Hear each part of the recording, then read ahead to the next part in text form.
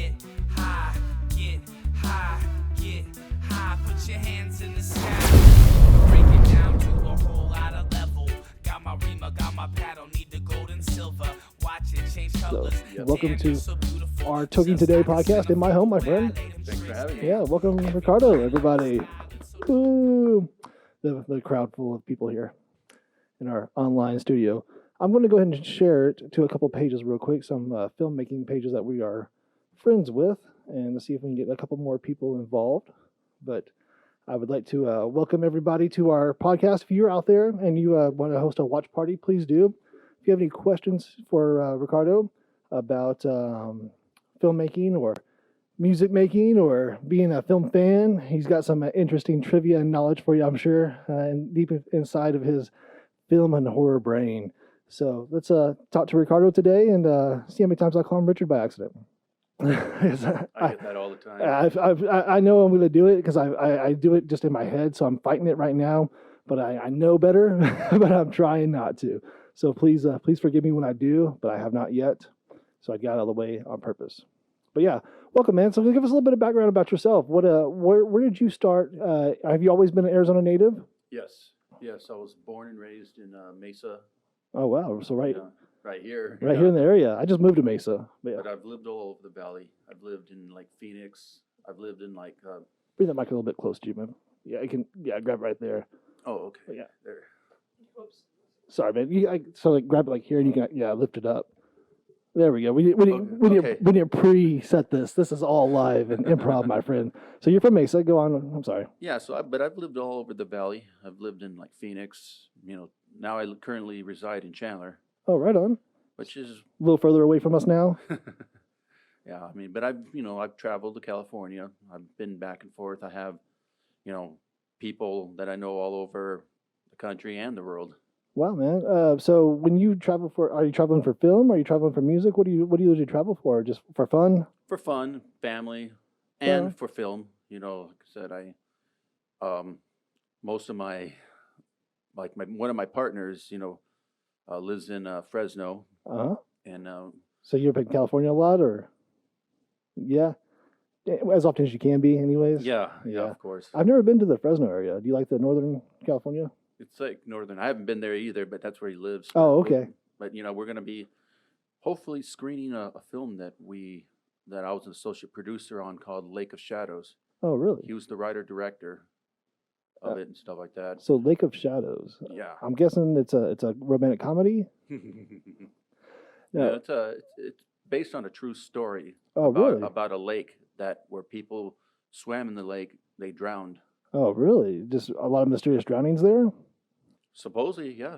Huh. It's like a hometown, like urban legend type story, from the area.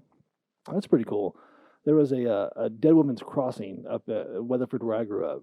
I always wanted to kind of make a movie about that. It was this bridge that you'd cross over, and there's supposedly this you see this old ghost lady come up from like the mist, and supposedly she would take souls down to hell with her, or whatever the kid story was back then. But there would always be some kind of some satanic graffiti around the bridge and other stuff just to kind of add to the lore. But those hometown urban legends that people don't really get a lot of, that aren't the most famous, are a good place to start for that little horror movie, that little draw. So you were a social media producer on this, you said? Associate producer. Oh, yeah. Associate producer. I yeah. said social media. No. I'm on social media trying to produce this thing. Yeah. Sorry, my friend. So, but what we have already out is the Last American Horror Show. Okay. That was a film that consists of 3, shorts. Wow. So written by different people or the same person? All probably the same. The same director, Michael S. Rodriguez. I was the producer on that one. Wow. And it's available on Amazon. Okay. You can pick it up there, and it has 3 stories on there.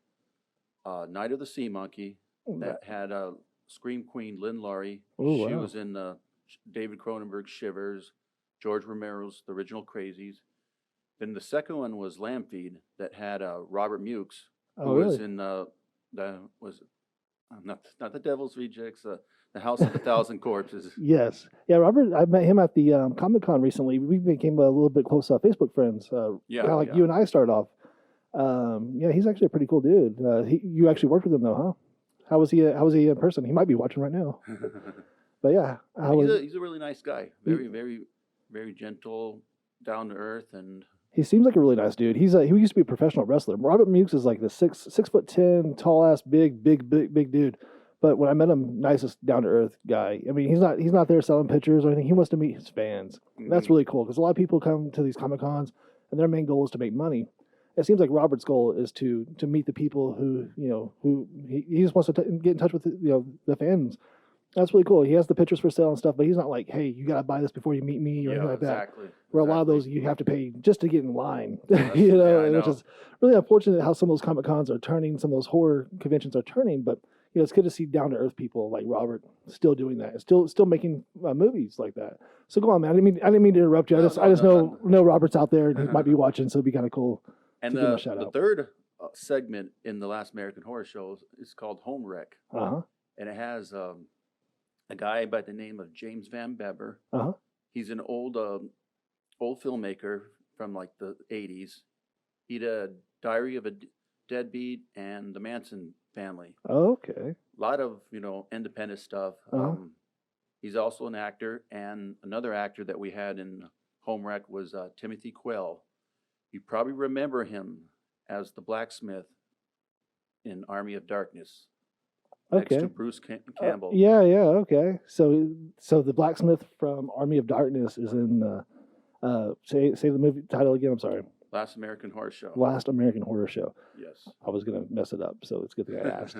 Last American Horror Show. Yeah. And it's a 3 short movies, and do they tie together or are they individuals on their own? Well, they're individuals of their own, but they are tied with a storyline. Oh, so it does cross in the stories. I like those. There's a storyline, and the actress that's in that storyline that sets up the whole, film. Her name is Felissa Rose. She was in Sleepaway Camp, the original. Oh yeah. I am so terrible with actresses' names. I know them as soon as I see them, but then when I'm like, who is that? And then of course, that's when you come and say, that's who it is. So that's awesome, brother. So you guys got some really classic horror actors, actresses coming into these shorts. Now these are available on Amazon now. The Last American Horror Show, Volume 1, the first one, is available now on Amazon. You can find it at Best Buy but I tell people, just save the hassle of looking for it. Just go to Amazon. That's awesome, man. And you can actually rent it. I think it's like $3 or $4. Oh, really? So you can check out a good movie with some classic actors tonight for less than $5. Yep. Awesome, brother. Yep. Now, is there a number 2 coming out? Yes, that's what. Because you said 1, so I'm assuming that there's more than 1. Yeah. Well, since me and my partner decided, okay, well, we did Volume 1. I had some stories written, some scripts, and we decided, well, let's do a Volume 2 because he had a couple shorts that he hadn't gotten done. Terror at Station 13 is one of them.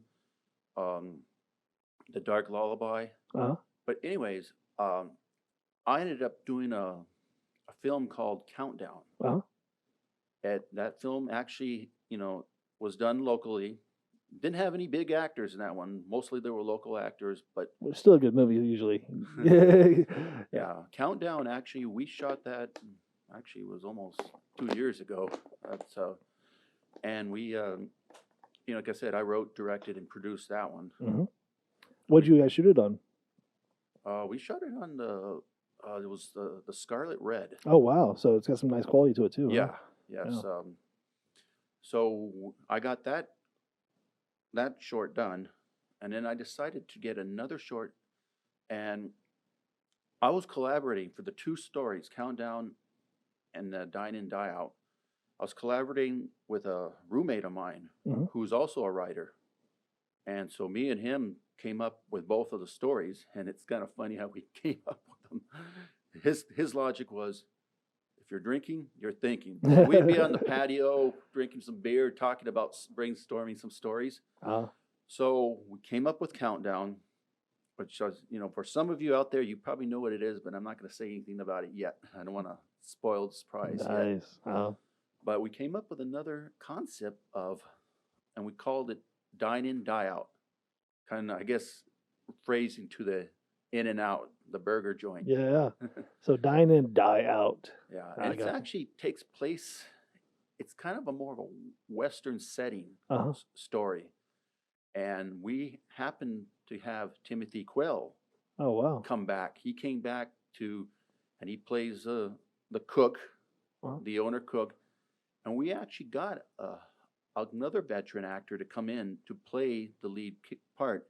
His name is Daniel Schwager. Wow. He was in Phantasm 5. He was in John Dies at the End, both directed by Don Coscarelli, who did the Phantasm movies. Oh, that's cool. And he did Bubba Hotep. We had Bruce Campbell. Uh-huh. So we were fortunate to get Daniel Schwager, and he liked the script much that, he came on board. Well, So we shot that last February. that's really cool. Let's pause for 1 second. We're having a volume issue. People are saying that tuning in. Let me double check on our volume. Give me 1 Okay. second. Hold on.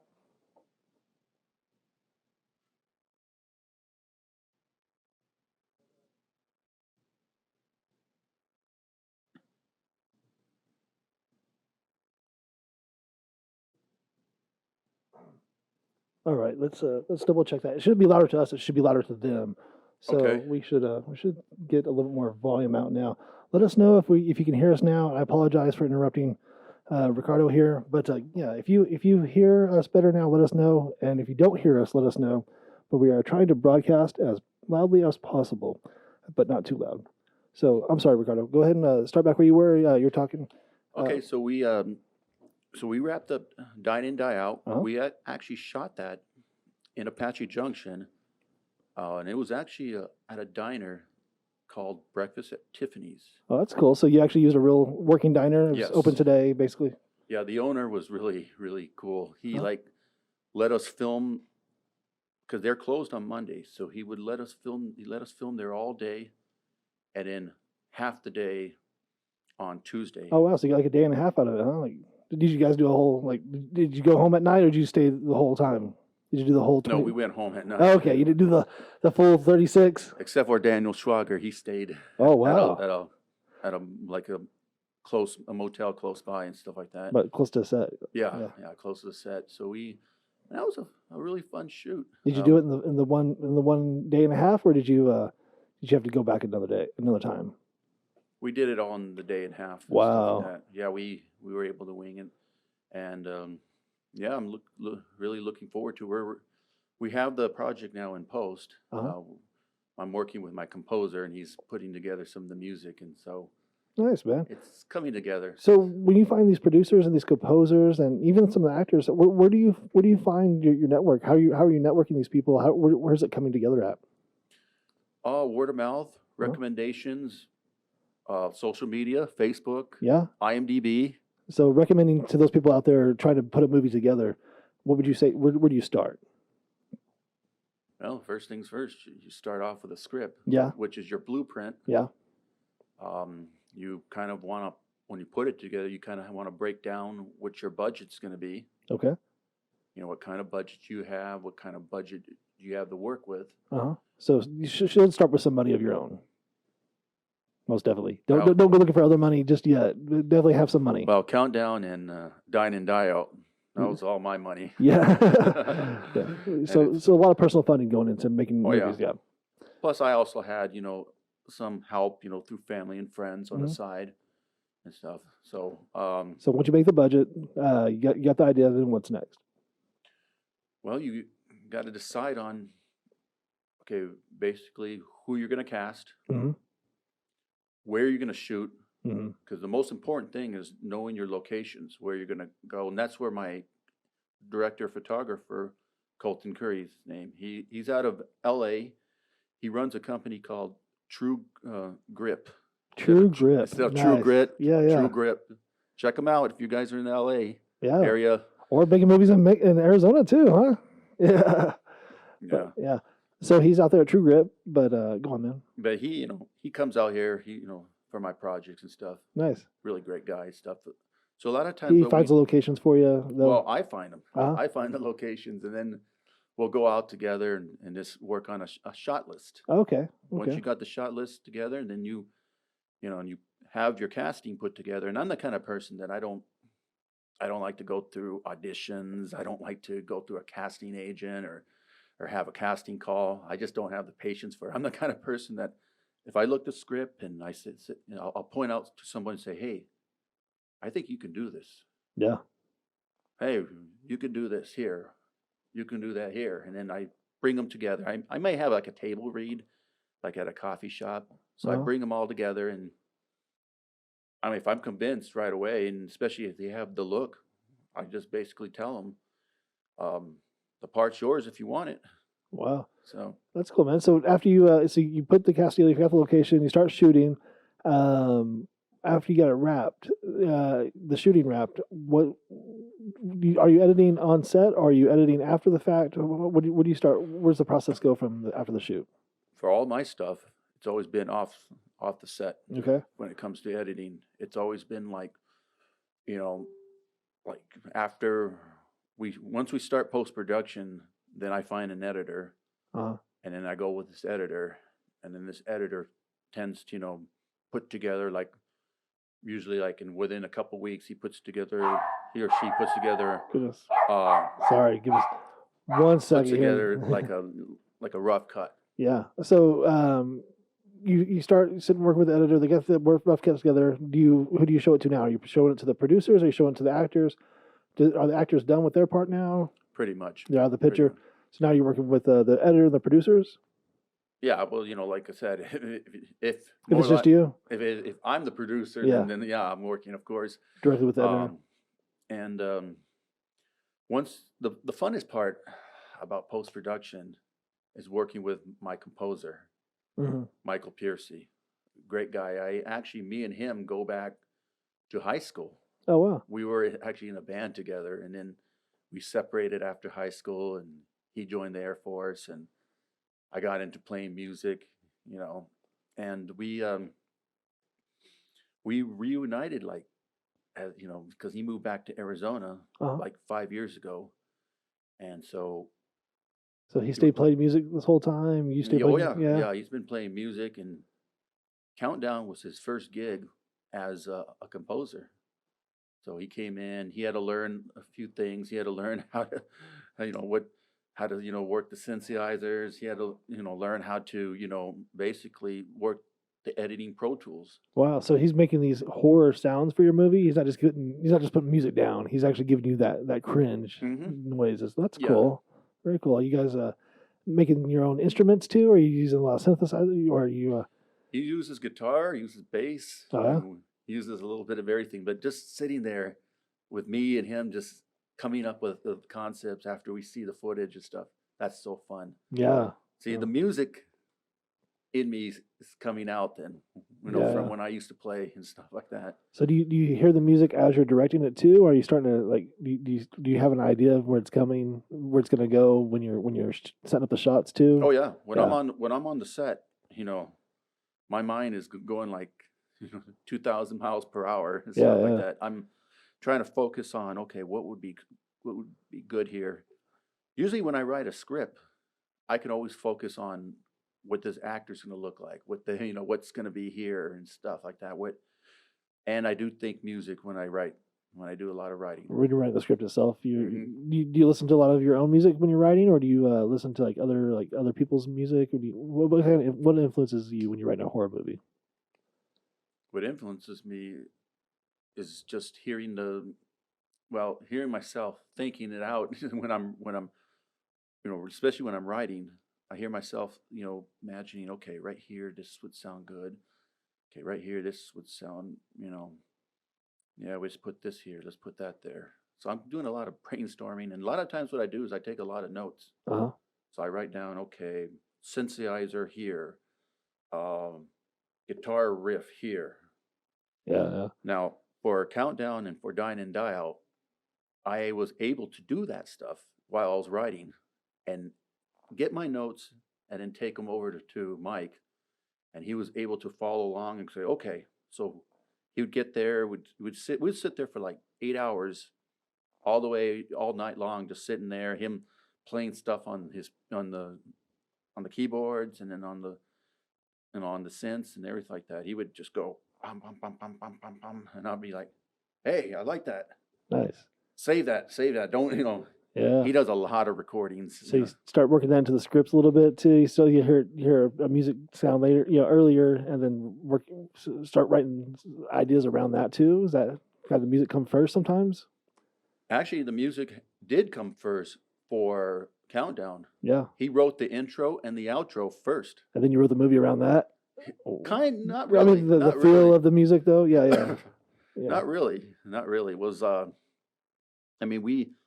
he read the script, and he came up with some concepts. Okay. And I sat there and I'm like, wow, I like that piece.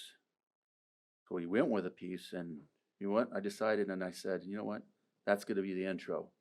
So he went in, and a week later, he says, oh, I came up with something similar to that intro, but this is going to be the outro. I go, okay. So he played it to me, and then I said, well, let's change this here. Let's put this here. So I sat at his house I stayed at his house for like 72 hours. Wow. Working on the outro, basically. Mm-hmm. Wow.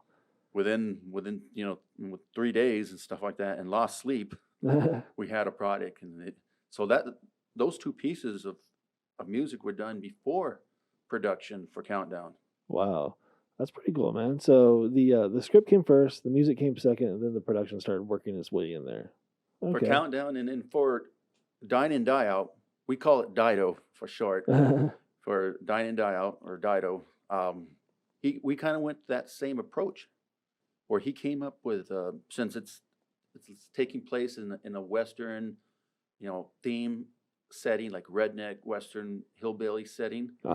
He came up with some really cool, guitar riffs and stuff. The music for Dido is very influenced from the old 1960s spaghetti westerns. Oh, cool. So I'm a big fan of that genre. Like that steel guitar sound, that twang, that slide. Yeah. Like all the Clint Eastwood movies, Well, that's cool, man. I'm a big fan of the whole spaghetti western concept.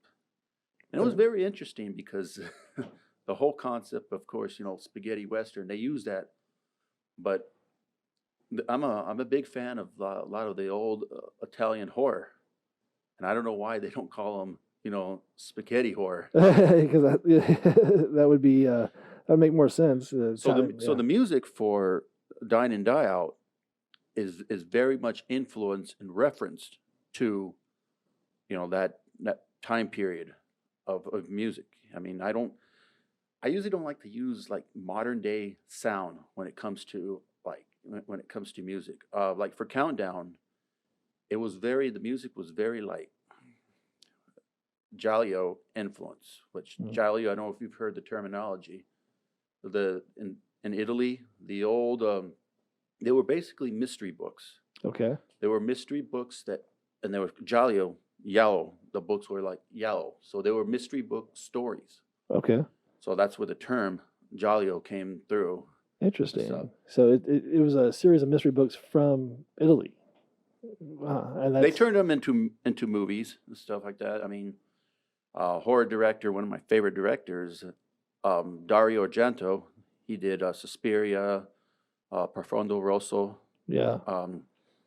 And Sergio Martino. I loved all those directors and stuff. I loved all those movies. Yeah. That whole time period of, Did you ever see one called The Teacher? The Teacher. I've heard of it. I can't really say I have. Man, I was checking out those movies one time, and a lot of them were checked out in LA, and the clerk recommended this one, and it was along those lines. But basically, a teacher falls in love with a student. Student kills husband maybe or something like that. Anyways, a big thing ends up. But it's a very Suspiria type shooting, directing, and the whole just the twist of things happening is interesting. Yeah, so I'll have to check that out. Yeah, is it an older? Yeah. It's 70s ish. Oh, cool. Yeah. yeah. But it's The Teacher. If anybody's out there seen it, it's pretty I interesting. think I've heard of it. You Yeah. know, believe it or not, I've seen a lot of movies over the years Yeah. and stuff like that. You know, it's funny. I'm more of a fan of like the 70s, 80s horror. Yeah. You know, that's more of what I like and what I'm more influenced on and stuff like that. And you know, some people say they were cheesy. I liked them.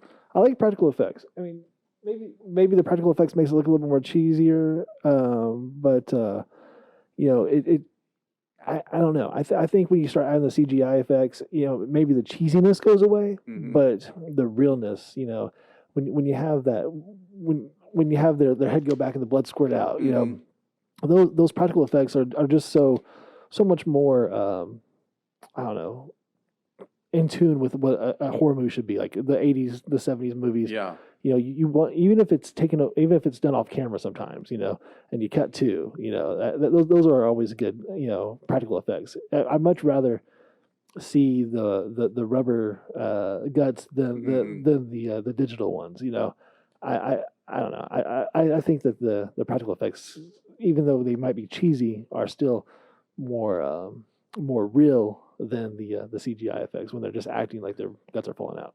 You know, for Countdown was the very first production that I've ever used any kind of CGI. Oh, really?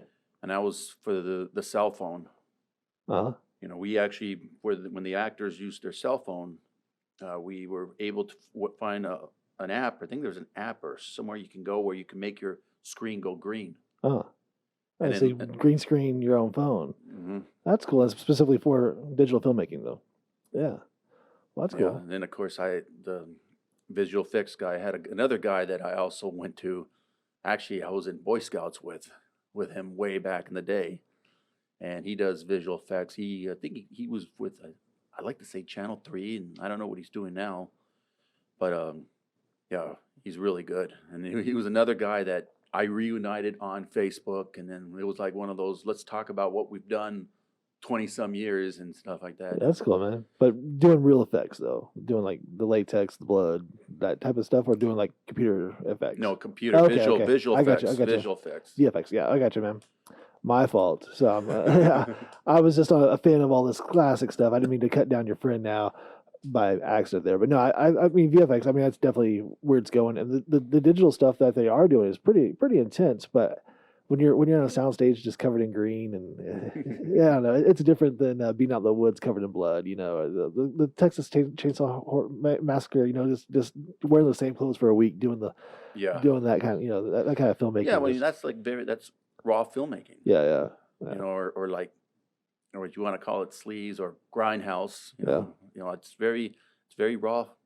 Like that's what Rob Zombie does. He brought that back. Yeah, that's what I'm wanting to do, is bring that style back, and stuff like that. Make it raw and, you know, and in your face and stuff like that. And yeah, I definitely like that. Yeah, that's good. That's awesome. You mentioned Rob Zombie. Yeah, there's really no CGI in those movies. Not really, no. Yeah, that's really cool. Yeah, I definitely like even the sets, everything. It's all real practical sets. It's all hand built. It's all there. Yeah, when you start putting these actors in the city, it's a bunch of green boxes and headlights and stuff. It just really takes away from the actor. It doesn't put them in that moment. When you got fake blood coming out of an actor, it puts everybody in that moment. You know, it drives a more real performance out of them. That's what I was trying to go with earlier. Yeah, CGI takes away the real performance, I think. For Dine and Die Out, we did everything very raw in that scene. We used just practical, you know, corn syrup for the blood. Yeah, you know, we didn't, you know, there was no. Basically, what we did is we cheated it with the shots. So you know, there was no CGI. So anything like the that. cut twos or or the cutaways types a little bit. Or you're talking about you cheated with the shots. So we're talking about you know, fast cuts, different things. I mean, that you can save you can save so much of the CGI budget by putting a fake foot in there or whatever. You know, just to get that stab. You know, that good moment. And you know, it just. I think I said it makes a better performance. Those one takes, you know, you get a lot better one takes than have to go back and go, okay, no, there's really a 7-foot monster coming at you. No. There's a real 7-foot guy chasing after you with a machete. You're gonna get a better performance out of it. Oh yeah, for Yeah. sure, and stuff like that. And like I said, for Dine and Die Out, we were fortunate to be able to get the diner, so we were able to shoot there all day. And then it was funny too, so we had to do some outside shots, and we had to deal with some of the actual customers because right next to that diner, there's a place called the Hitching Post. It's like a bar, Uh-huh. and this place is really cool. They got a bullpen right next to where we were filming. Oh wow. Yeah, it's a pretty decent place. Do they actually ride bulls at the bar? Is it No, they so they don't have mechanical. They have real bulls. They have real bulls. Oh wow, that's pretty crazy. Did So you guys people were witness that or? We did not. They do it at night. Yeah, you know, yeah. like we were there mostly during the day. Yeah. But I'd like to go back there and witness, the bull rides and stuff. That's pretty crazy. I wonder what kind of liability insurance they have to have for that. That's pretty intense. So you pulled some patrons over from there and got them in the movie. Is what you're saying? No. We Sorry. just had to work around them. Oh, you gotta work. Parking lot. I We had a gotcha. scene in the parking lot, and people were coming over, and they're like, What are you guys doing? Yeah. Yeah. Y'all making a movie? Yeah. Here's your sign. especially when we had the death scene at the very end. My lead actor, he was completely covered in blood. So before he was done with the scene, and we had to go through the back, there were people there sitting in the back. I had to tell everybody, put your phones away. Don't call 911. He's not injured. That's funny. He looks like he is, but he's not. That's awesome. So, did you have any trouble with any cops or anything when shooting on location, or anybody asking for a permit, or have you had any run-ins like No. that? That's cool. We've always done it on private property. Yeah. I mean, I don't think I've ever done anything. Well, we've done the driving scenes. When I've done any driving scenes, that's always been on the public streets. But you're in your own car, Yeah. You can't, as long as you guerrilla shoot it, Yeah. you know. So no need for permits. Get permission from the property owners and just make a movie. Yeah. That's how it's always been for me for stuff I've done. It's always I'll go to a place and say, hey, by the way, I like this place here. Can we use it? They will be for what? For a film? They all agree. Sign me up, hands up. They all say Nice. Very cool. So Everybody wants to be a part of something. yeah. Yeah. That's really And of cool. course we mention their names in the credits, filmed here at this location and stuff. So Right on.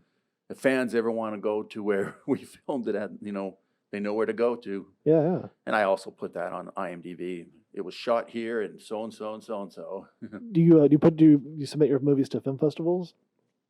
Yes, Yeah. yes, we have and stuff like that. I believe it or not, a couple years ago, my second film that I did called Sostissimo Level, which means a scare level. Oh, nice.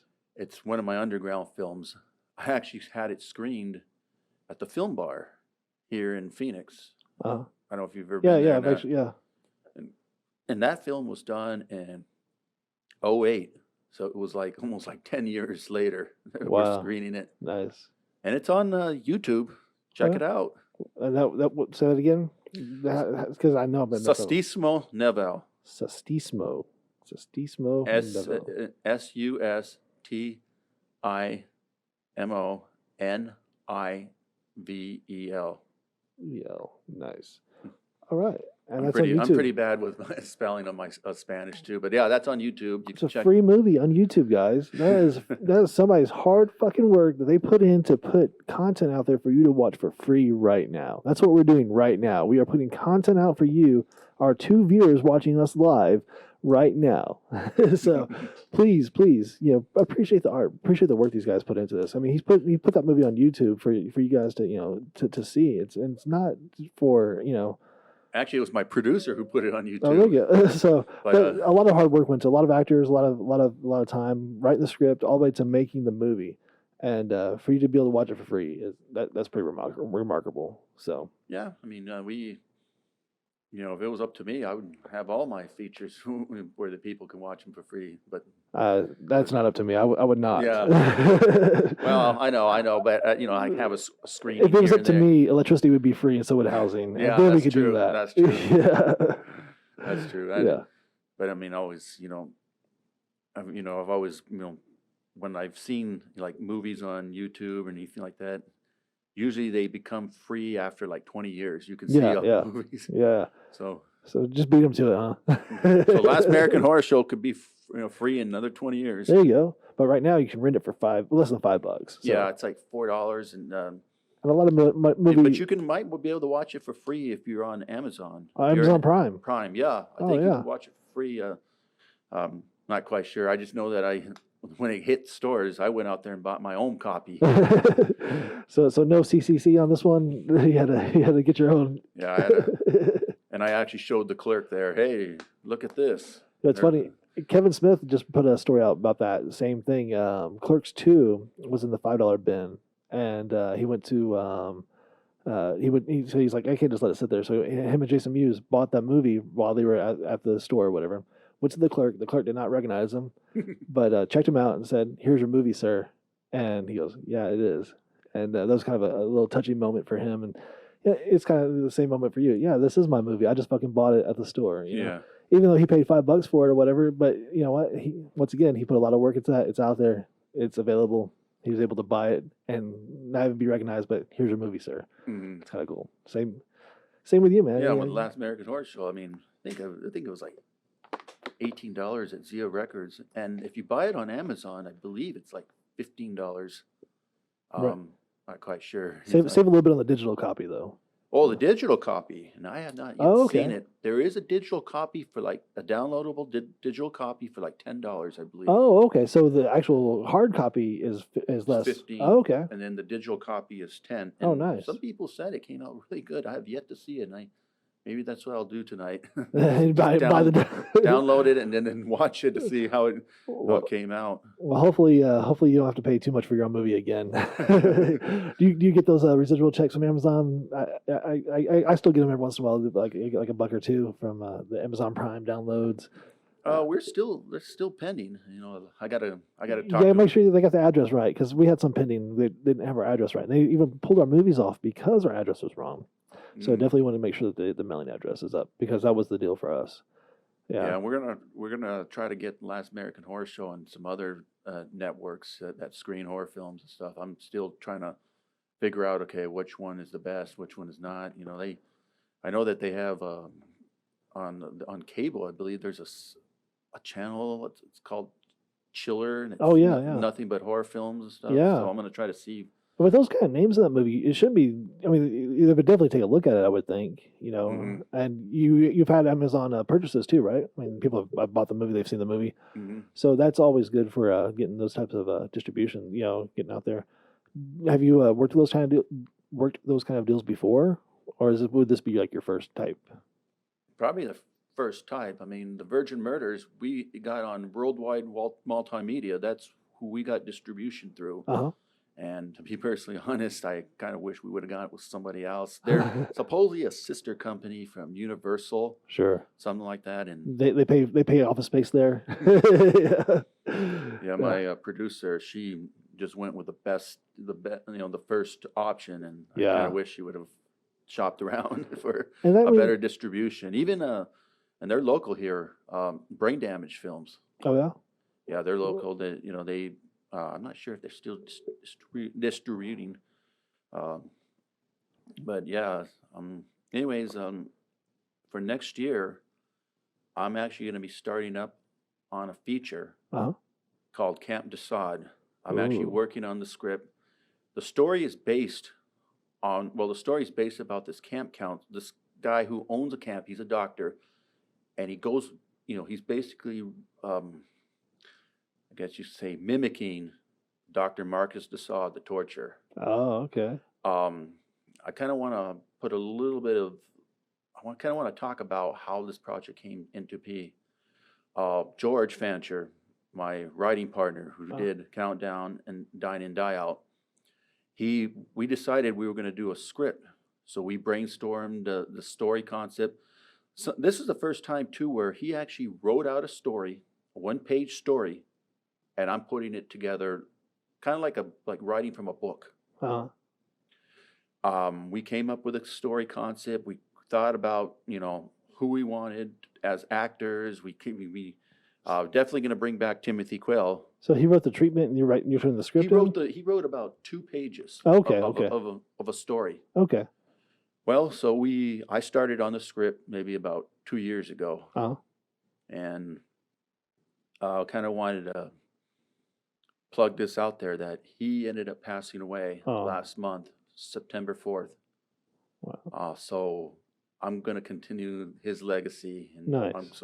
I am going to do this story. And that's Camp Desaad. Camp Desaad, yeah. Nice. You know, in honor of Timothy. No, George Fancher. George, I'm sorry. Timothy Quayle is coming back as Yes, I got you. as one of the lead characters and stuff. Yes, George Flancher has passed. That's unfortunate. But he gave you the idea, and you guys wrote the script, and now you're going to Well, make it. we're still working on. I'm Right. still working on the script. I'm But- going to finish the script off, and then hopefully we're going to start being able to Are you get going it to produced. are you going to do crowdfunding for this one? Or are you thinking personal funding? Or are you going to try, how do you? Well, I'm thinking about maybe doing maybe some kind of like Indiegogo. Yeah, Yeah, Yeah. doing something like that. Just show all the stuff that I've done. And to say, hey, look what we got. We probably going to start that campaign in the spring. yeah. I think that's a good way. And then Camp Desaad, I want to film that all here in Arizona. Okay. There's a camp in Payson called Camp Geronimo. I actually went there when I was a kid, when I was in Boy Scouts. That's cool. And they, I know that I've approached them, and they were interested in us filming there, but we have to do it like during the non-summer hours, because during the summer it's being used. That's their time. Yeah. Yeah. So we're hoping that probably we start production in fall of 2020. Yeah, Payson doesn't get too cold too early. I think you can probably get up until at least December out of it. Before Yeah, it starts gets getting- cold, but yeah. it's like in the summer times it was like 80 degrees, like how it is now, and then Yeah. it was like maybe 60 at night and stuff like Oh that. yeah, so it gets pretty cold up there. So yeah, Mm. yeah, maybe December might be a little bit too late. But yeah, I know being up there in the desert shooting at night could get really really cold. So yeah, definitely Yeah. keep that in mind when the kind of scenes you're writing for it. Because Mhm. obviously a camp is going to be short sleeves and shorts, so it'll be interesting. Well, what's good about filming it at a camp is that we have access for the cast and crew to stay in the cabins and tents. Yeah, that's part of their pay. Yeah. Room and board, definitely. Well, like when we shot, what was it, Night of the Sea Monkey? That was one of my first, my project that I was actually a producer on. We shot it at a house. My roommate that I'm still living with now, he had a house, and we filmed the whole production in one house in like 4 days, and that's what we did. The cast and crew all slept in that house in different rooms and Wow. stuff. Yeah. That's pretty cool. And so you all stayed on location, got up, started filming, but hung out that night, then went back to bed, and just kind of just rotated Mhm. in on set. That's cool, man. Yeah, we matter of fact, Sestissimo, the one that's on YouTube, we filmed I filmed that there at that same house too. Oh wow, that's cool. So like close friends now, or do they hate you?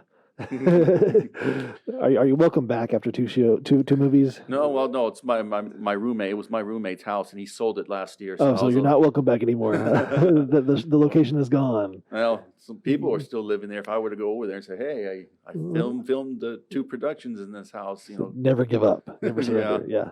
That's cool. why I asked you, earlier about, I'm looking for a 2-story house for my next Yeah, production. now he's putting me on camera on pressure now. Yeah. No, I definitely I love making movies. I mean, we definitely have some movie ideas for this house too, and I think it would be a good idea to do it. But the pitch you sent me, or you just pitched me, was 1,000 people tearing up my house as a party scene for Halloween. Is all I heard, and I don't know if that's the quite the movie I want for Yeah, of for course. this location. But Well, it's like the old party scenes from the 80s. yeah, where that's you what I'm see everybody picturing. putting together, like in Weird Science. We see all these people going, crazy, drinking. Chairs going through the windows. Yeah. I definitely see what you're seeing. We're on the same page. That's good. That's why you want my house and not yours. I get it. Well, we filmed it. The house that I'm staying at right now, we filmed one of the scenes from Countdown. So, like I said, I don't use every location you get. I can use it. Yeah, I use every location I can find. Definitely. We need an office scene. I'll put out something like, "Hey, I need an office scene," and I'll get people like saying, "Oh, I got this office here in Mesa, and that's how we got the scene for Countdown.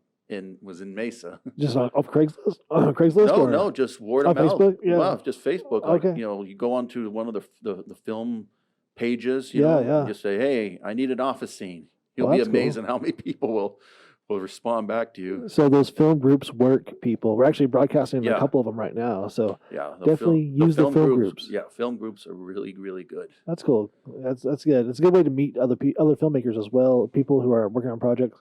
That's the hardest thing as an actor or somebody working, trying to make movies, is they're not always making movies. So you got to find those projects where you can find them, and obviously the film group is a good place to do that. And plus, I also, like I said, I have a cousin who's a production assistant. He lives in L.A. and he's worked on some big productions. He's worked with Harrison Ford and Daniel Craig on what's it, Cowboys and Aliens. Oh yeah, and he worked with Woody Harrelson and Rampart.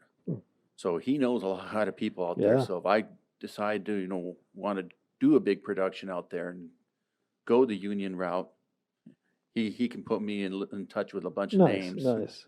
Yeah. That's what I went out to LA thinking that's the route I wanted to go was, going and meeting the producers and getting a movie made, $20 million budgets, etc. And man, that was such a fucking nightmare. Trying to network and get in with the right people. They're always moving. They're always losing their fucking jobs. There's never anybody in the same spot. And trying to make things happen on your own is so hard out there. Oh, it is. It is. Yeah. Why do you think I'm here? Yeah, exactly. That's where I was going to is, when you just put up your own cash, get your camera out, and start making a fucking movie. That's where really the stuff's going to start happening. That's where the magic's going to start happening. And that's where they're going to start seeing you. The same guy might have moved jobs, but your movie's going to stay in the same spot. So eventually they're going to see it. Eventually they're going to say, okay, that guy did come to me, or I should talk to this guy, because they're putting out constant good work. They're constantly doing something. And they're going to see something that they like, and they're going to say, hey, I have the project just for you. And that's where you get it. Don't go out there looking for them. Let them find you. And the only way they're going to do that is by making your own shit, making your own way. And that's really the bottom line. You've got to make your own way today. And that's where it comes to. Exactly. It's like, and even when you are doing independent filmmaking, you find yourself wearing multiple hats. Yeah. Like I can say for Countdown, I was, writer, director, producer, with casting, what do you call it, craft services. Yeah. all that stuff. And of course, location scouting. Yeah. Yeah, I mean, you got to do it all, and then when it comes down to it, then you got to also know the business part of it. You got to find the distribution, you got to find the deals, you got to negotiate all this bullshit. I mean, it's so tough when you're on your own doing this. You don't have anybody in your corner to help you negotiate a contract, or know if it's a good deal, or know if this distribution house is the right one. And there's a lot of trial and error in independent filmmaker, and a lot of getting fucked over in independent filmmaking, and a lot of fucking people over, not on purpose necessarily, but it happens, and it's an unfortunate part of it. But everybody's trying to learn, in the process, and hopefully, as we get better as filmmakers, that's just that part will go away. But there's always gonna be somebody mad at you for something you did on set or didn't do on set, or didn't promise them or didn't credit them the right way or whatever. Oh yeah. The politics. Yes, of course. So, I mean, it's believe me, as long as I've been doing it. Doing this, it's the politics. You got to roll with the politics. Yeah, it's cool to see who sticks with you at the end, and who just was in it for what they needed. And filmmaking definitely is a true art. It definitely shows who true people are. Exactly. And, your true self shows on camera, and it will come out. So, and unfortunately, people don't like to be exposed like that, and it pisses them off too. So we definitely had some run-ins on both ends of it of. Me wanting more than they could give, and them wanting more than I could give. Exactly. Yeah. So it's. Yeah, exactly. I know what you're saying and stuff like that. Yeah, it's definitely a give and take, and it's a learning process, and in the moment things get heated, and things whatever. But at the end of the day, we're trying to make a project for people to watch, and whether it's on YouTube or coming out in theaters this fall, it's something that we're all putting everything we have into it. And it gets stressful. things happen. Oh, but, yeah. I mean, sometimes it takes, we were fortunate to get distribution done real quick for our last American Horror Show. That's awesome. But the Virgin Murders, it took about 6 years. Oh, wow. and get actors going, "What the fuck? Where's the movie at? I'm trying to put this on my resume." My resume or Yeah. my demo reel. And now I'm 6 years older when it comes out. I have the same thing. Yeah, totally. Yeah, I mean, I have scripts that I've written like from 2012. yeah, Scripts that go back, years, and still movies I want to produce and stuff like that. But it's just a matter of finding the money. Getting the, that's one thing when I write. I try to write into my own budget, like thinking, okay, am I going to have a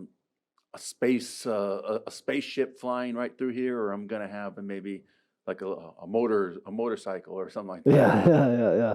Or am I just going to show the smoke of something going by? Where am I at today? Yeah, exactly. Yeah, our taxes coming in. No, I've definitely been there. That's usually when we make our movies, is when taxes come in. It's tax season is when we get our best filmmaking done. Yeah, that's probably if you don't owe. No. Yeah, I don't make enough money to owe is usually my case. But no, we try to put everything we have into whatever we're doing, and obviously, it shows when you're that passionate about it. And that's why I wanted to have you on today, is because when I saw your Facebook and I saw what you were doing, it comes down to passionate filmmaking. You go to these horror conventions, you go to the Comic Con, you're out there meeting the people who are involved in these things. That's really what it takes to be an independent filmmaker, is somebody who's getting out there and being involved. And that's what why I like to go to to these horror conventions and the Comic Cons, and meet different people and network. It's one, I can get my name out there. I mean, like I said, that's why I'm wearing this. Deep Murder Productions, everybody. Deep Murder Productions. It is there on camera. You are actually on there. So yes.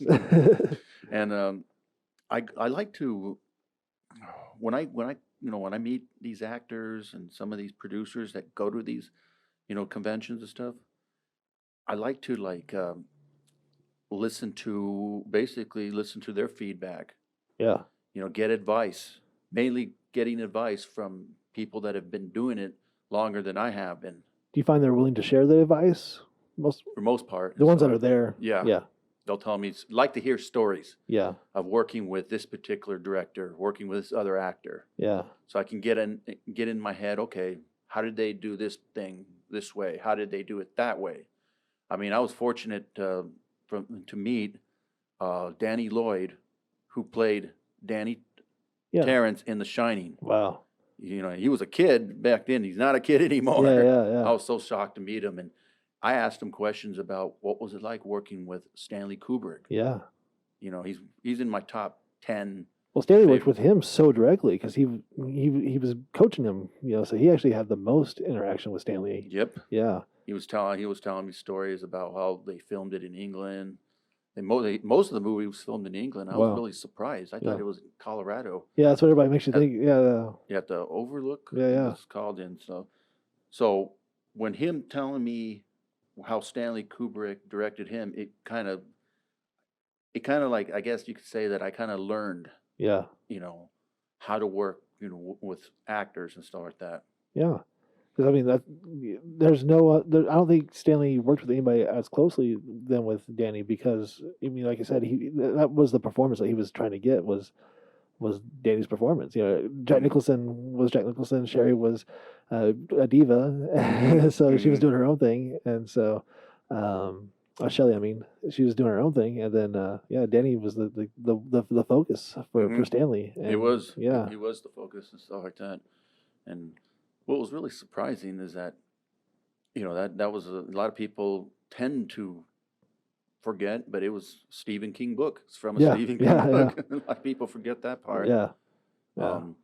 Have you seen 1408 by the way?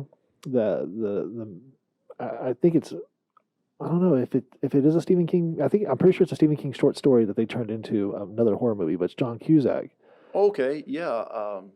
I've heard of it. 1408. Yeah, I think it's a really good. It has some of the Shining feel to it. It's got Samuel L. Jackson. I'll have to see it. It's a pretty good horror movie, and it's a lot of CGI, but it's got that. They do it practically, and that's really it's really good. I'll have to check that out and stuff like that. I'm very it's funny. I'm so behind when it comes to watching movies and stuff. If it's not me, writing, or if it's not me playing my guitar, because I do music on the side. Right. I mean, I believe it or not, music is really what influenced me to get into films and into horror stuff. Because I was writing, deranged songs, lyrics and music, and then that kind of transitioned into films. Nice. And like I said, I played back in the day. I was it was in the metal band I played in, stuff like that. What do you play? Bass guitar. Yeah.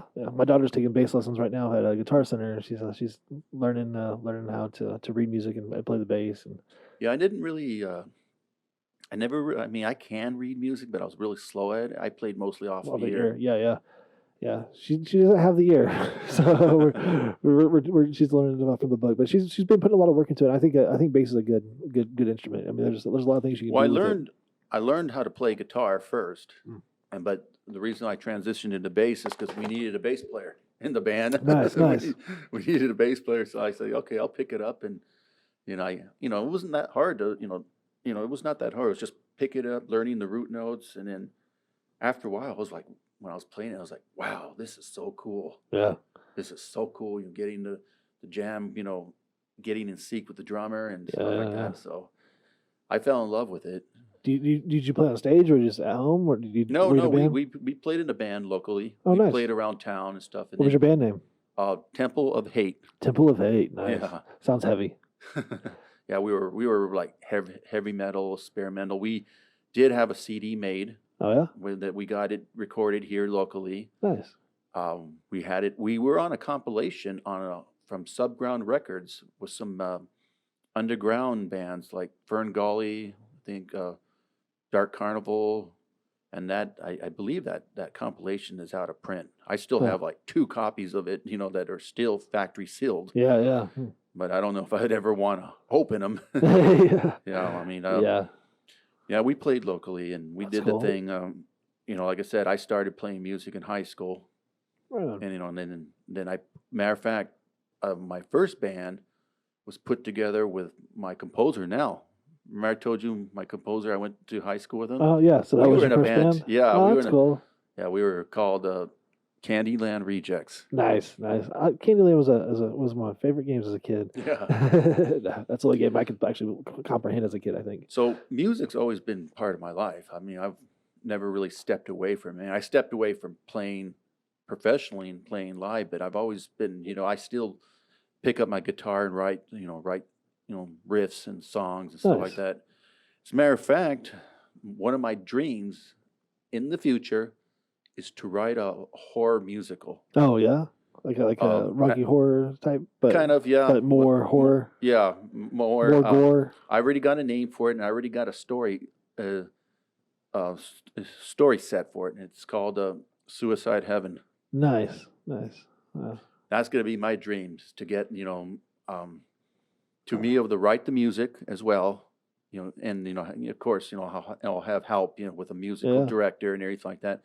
But a lot of the actors and actresses I've ran across throughout the years, a lot of them know how to sing. Wow.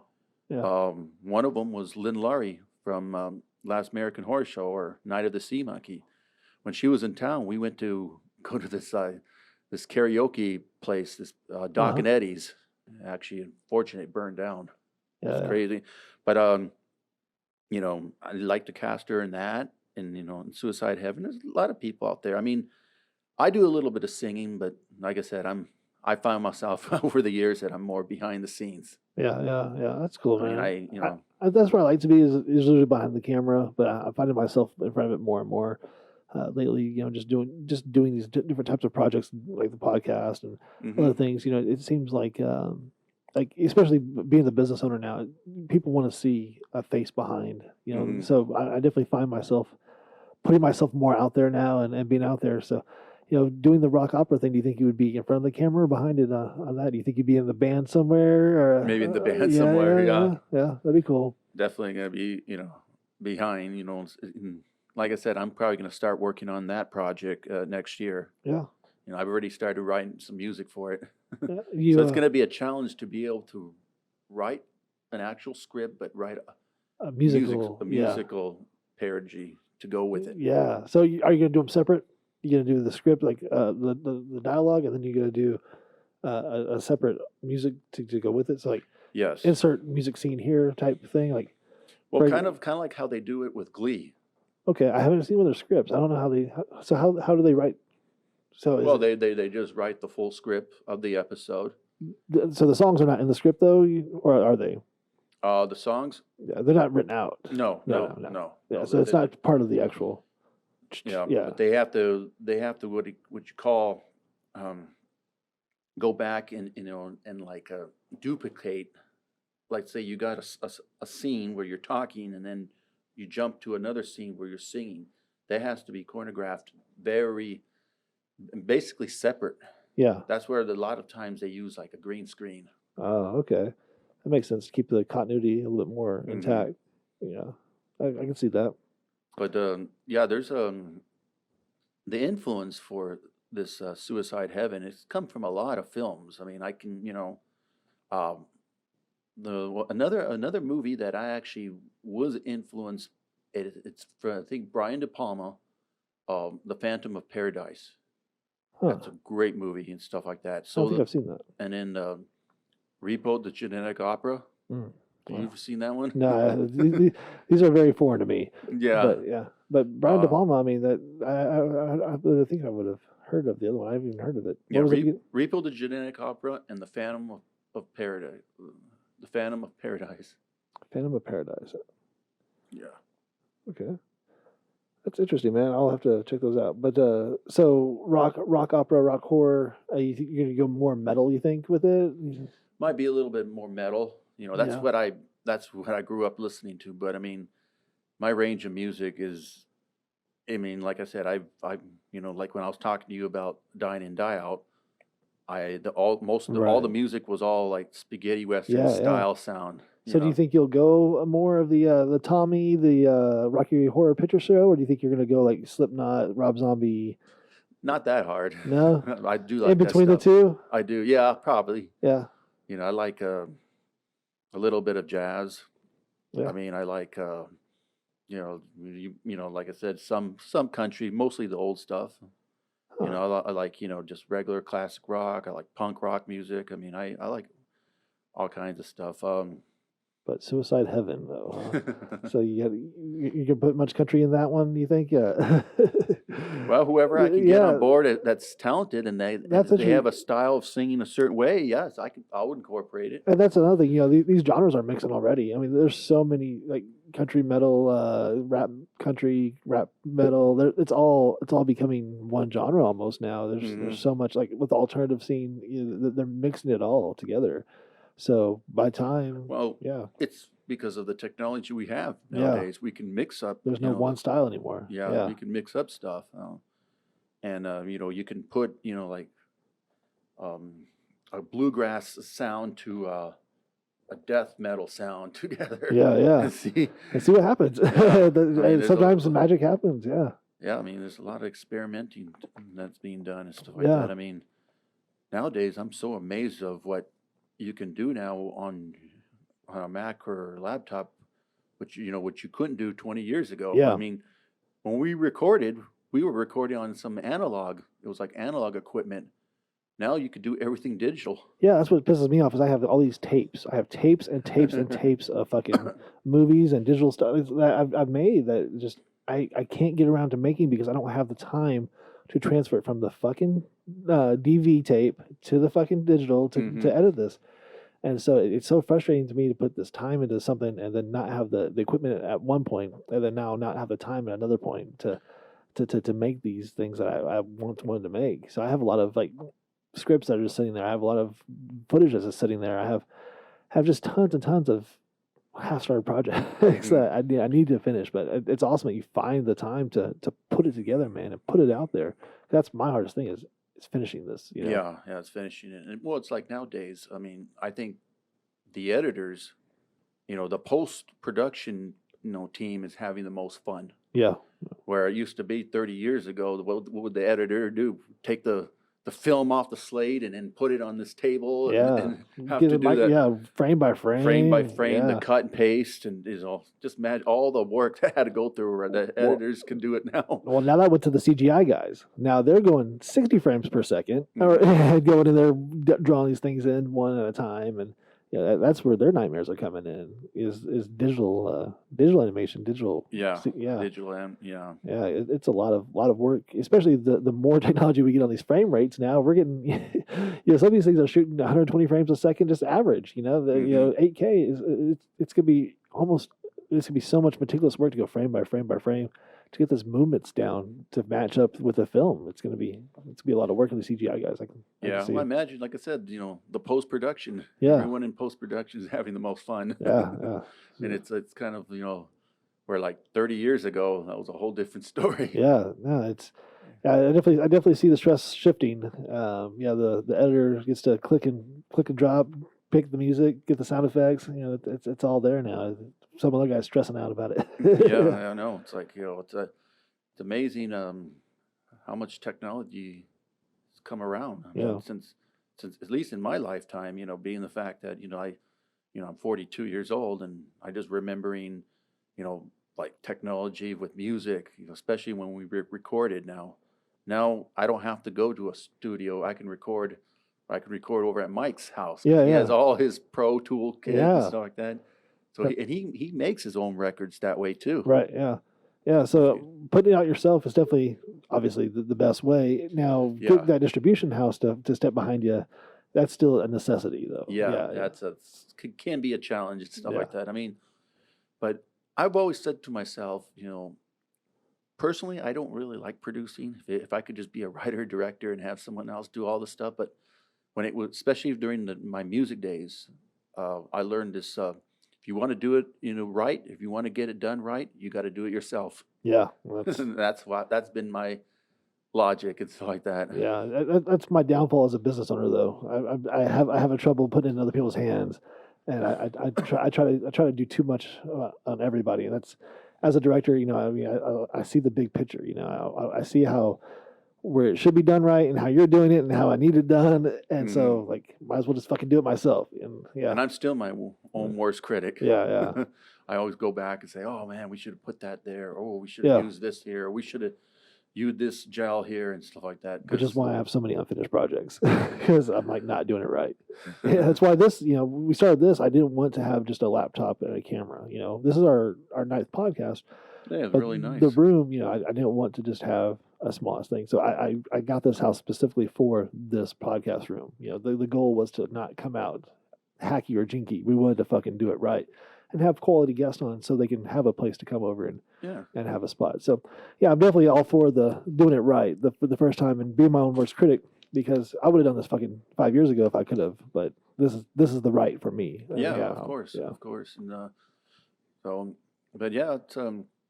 it's been a journey. Like been doing film, stuff like that. I feel like I'm learning something new every project I come across and stuff like that.